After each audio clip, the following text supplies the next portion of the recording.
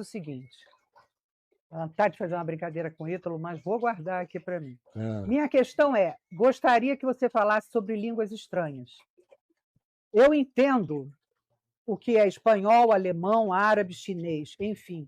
Existe algo a mais além disso? Responde aí, por favor. Eu tenho respondido isso muitas vezes. há 54 anos, mas Ítalo. O Ítalo... Eu tenho, inclusive, um livro que o Ítalo poderia me ajudar se ele lesse.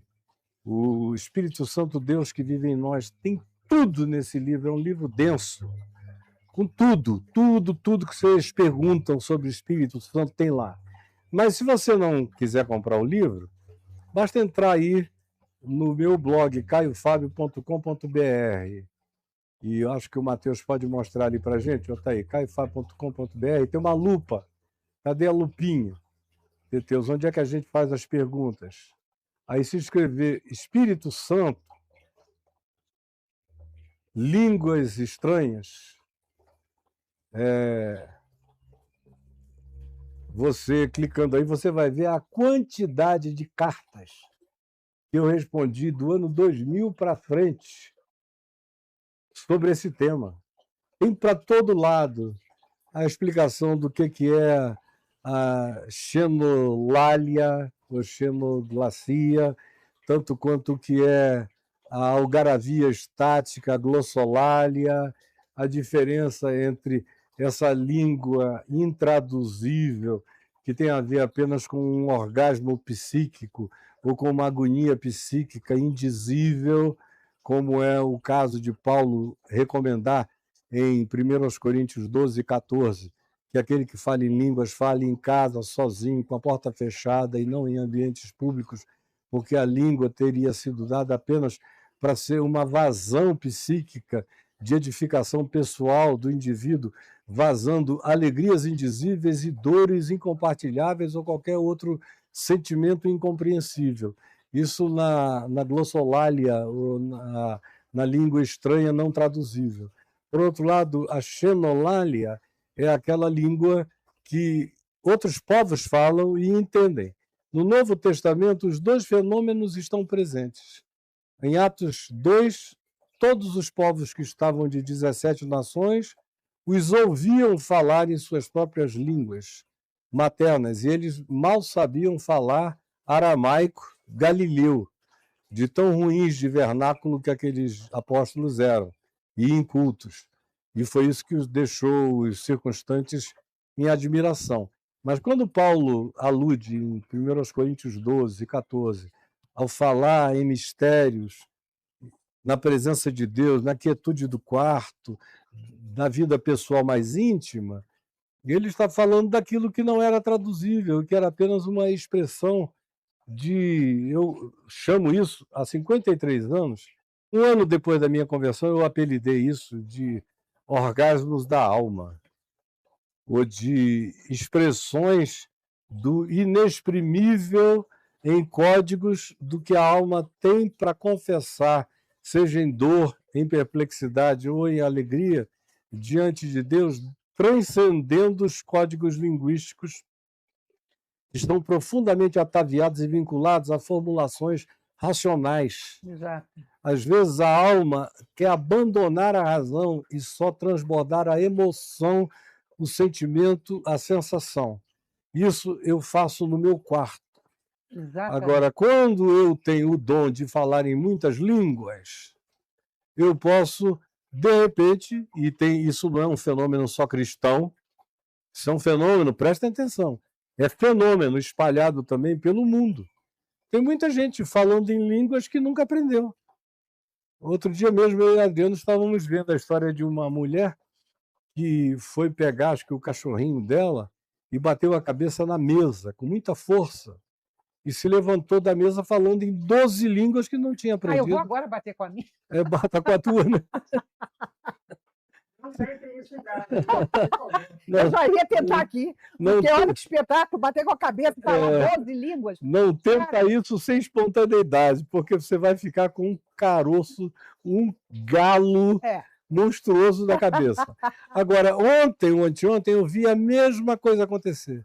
Uma pessoa que levou um choque e saiu do choque falando 9 línguas que não sabia. Aí é covardia. O que eu Então, preciso isso é aleatório. Não entre numa que daqui a pouco vai aparecer um coach ensinando a te dar choque, a bater com a cabeça. Se você quiser com a cabeça na mesa, você vai falar 12 línguas. Se quiser só um choque, você vai falar 9. Não é assim, mas esse fenômeno não está restrito ao pentecostalismo, nem ao cristianismo de emoção. Não mesmo, porque eu ligo para o Yuri, meu sobrinho neto, e já está combinado, que a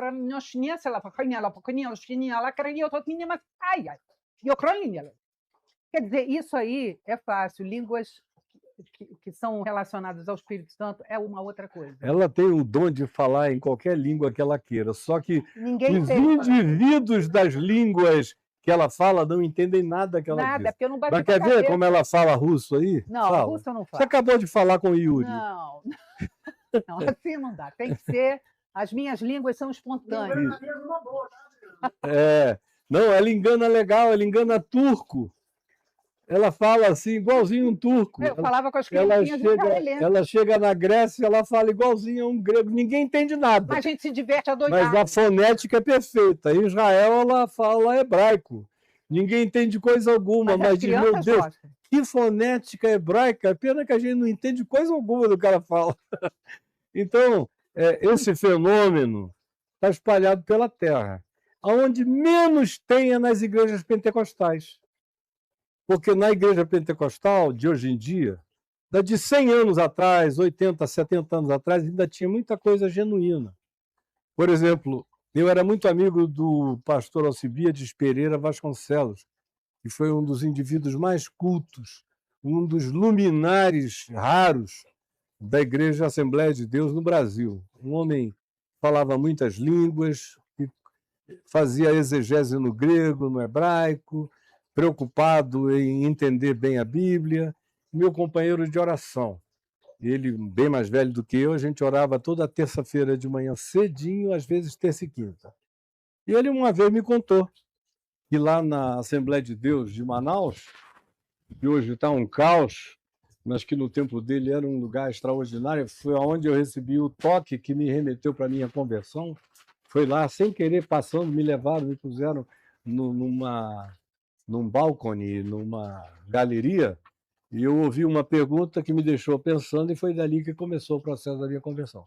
Mas ele, um dia me disse que ele tinha um amigo lá em Manaus que falava um inglês escorreito, e um inglês shakespeariano, de tão clássico, que ele mesmo, que tinha um inglês excelente, o pastor Alcibiades, conversava com esse cara para aprender algumas coisas novas, porque ele era um homem muito rico, vocabularmente falando.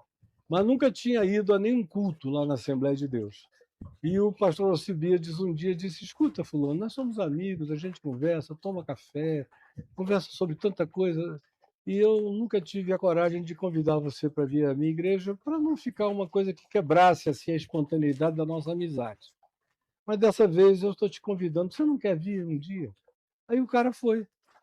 E antes do Alcibiades se levantar para pregar, lá na rua Duque de Caxias, ele está sentado no meio do povo, e havia uma senhora preta, simples, bem humilde, ao lado dele, e de repente, que mal sabia falar português, ele português todo truncado, e a mulher começou a falar um inglês escorreito. Também quero. Shakespeariano, extraordinário. E do lado do amigo do pastor Alcibiades, e o cara foi olhando para aquilo em perplexidade, tentou falar em inglês com a mulher não entendia nada, mas a mulher fechava os olhos e louvava e glorificava a Deus e dizia coisas lindas sobre o amor de Deus em inglês clássico. Aí o cara voltava e tentava falar com ela. Aí quando acabou, ele procurou o reverendo Alcibiades e disse, escuta, tem uma mulher aqui que fala um inglês como eu não conheci ninguém, que fala um inglês tão perfeito. E o pastor Alcibiades perguntou quem era, ele apontou e disse, meu querido, ela é uma mulher de Deus, uma santa, uma mulher de oração, de piedade, de boas obras, de misericórdia, de carinho, de tudo. Agora, ela é provavelmente a pessoa mais inculta dessa congregação.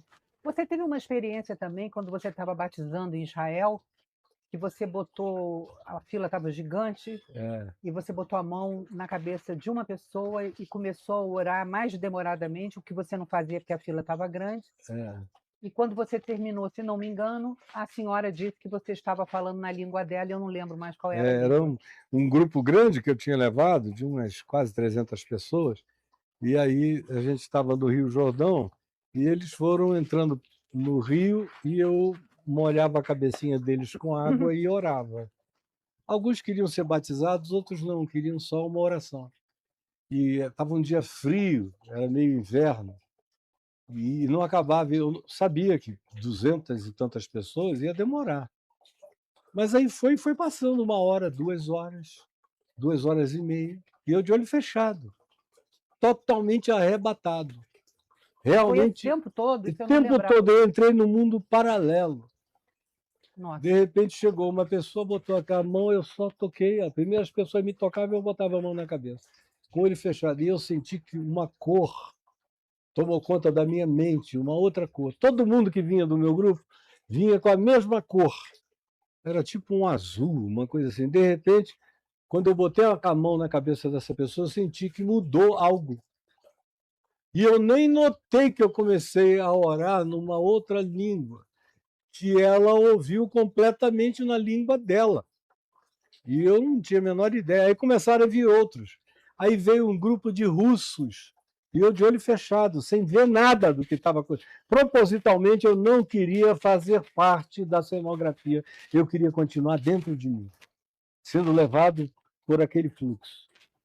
E aí dizem que eu mudei para o inglês, que eu mudei para algumas coisas assim, de acordo com o grupo que ia chegando, e aí tiveram que me interromper, porque no final a fila já estava tão grande, era ali no Yadenit, onde fazem aqueles É batismos. porque começou a entrar gente na fila que não era nem. Era um ônibus e ônibus se enfileirando. Aí a dona Dilma foi lá e me pegou, falou: reverendo, o senhor está ficando doente, o sol está se pondo, olha esse vento gelado e o senhor está aqui. E essa multidão não para de vir. Então ela fez lá, botou os guias para dizerem que eu tinha que ser preservado, que eu estava adoecendo provavelmente. E adoeci, porque eu fiquei horas dentro daquela água gelada com aquele vento frio e anestesiado, no mundo paralelo. Eu só queria falar aqui que a gente leva todos os dons do Espírito muito a sério, mas tem que ser do Espírito, é óbvio. Alguns podem perguntar, eu estou falando isso aqui pelo que eu li aqui. Eu posso brincar com meu sobrinho neto, ou com quem quer que seja, como foi com o Daniel na viagem inteira, eu falando, como é que depois eu posso orar em línguas? Eu oro em línguas, mas é como o Caio explicou aqui. O Espírito Santo não se confunde, viu? Ele sabe o que é bom humor e ele sabe quando eu estou clamando em línguas. Então, é quando você está realmente que não tem mais palavras para expressar, e aí vem aquela coisa, seja em adoração, seja num pedido, seja de qualquer forma, a língua brota, ela vem. Então, nós cremos de verdade, viu? O que eu fiz aqui é uma palhaçada carnal, óbvio. Ao mesmo né? Toda palhaçada tempo é carnal. em que essa história de dizer eu falei em línguas porque eu não me controlei Também em não público existe. é mentira. Não existe. Paulo diz, escrevendo aos Coríntios, que o espírito dos profetas está sujeito aos próprios profetas. Então eu falo em línguas quando eu quero. Quando eu não quero, mesmo que venha aquele impulso, eu me controlo. Eu tenho domínio total. Total. Deus não nos deu nenhum dom que deixa a gente caído para trás, epileticamente arrebatado, sem saber de nada, doidinho, e depois, eu não me lembro de coisa alguma. Não, com Jesus e não não muda era nada assim. também, né? Jesus nunca se esqueceu de nada do que fez, os apóstolos também nunca fizeram nada de maneira histrionicamente arrebatada e sem consciência do que estavam fazendo. Esse pentecostalismo contemporâneo é a coisa mais fajuta. Por isso que eu disse que o lugar onde eu menos encontro língua estranha genuína, hoje em dia, é na igreja, onde todo mundo aprende a falar a língua do pastor, da pastora, da profetisa, do apóstolo. Eles ficam repetindo as algaravias estáticas carnais daqueles que são seus líderes carnais.